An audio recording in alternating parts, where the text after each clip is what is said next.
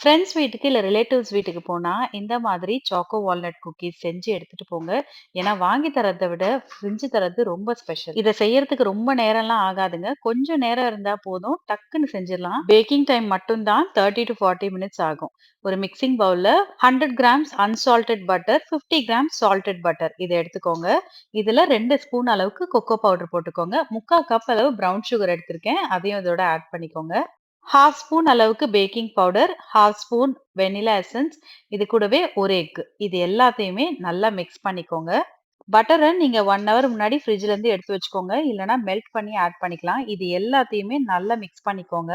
என்னைக்குமே கட்டி இல்லாம நல்லாவே மிக்ஸ் பண்ணிக்கணும். நம்ம வந்து இப்ப மாவு ஆட் பண்றதுக்கு முன்னாடி இது எல்லாமே நல்லா மிக்ஸ் பண்ணிட்டு 1 1/2 கப் போல மைதா மாவு எடுத்திருக்கிறேன். 1 கப் போல பண்ணி வச்சிருக்கிற வால்நட் எடுத்திருக்கிறேன். இது எல்லாத்தையுமே மிக்ஸ் பண்ணிட்டு நல்லா கையாலேயே நீங்க வந்து பிசைஞ்சு இந்த மாரி மாவு பதத்துக்கு எடுத்துக்கணும். இன்னைக்கு நான் எந்த ஷேப்ஸ்மே யூஸ் பண்ணல. ஜஸ்ட் ரவுண்ட் பண்ணி இந்த மாரி தட்டி எடுத்து வச்சிருங்க.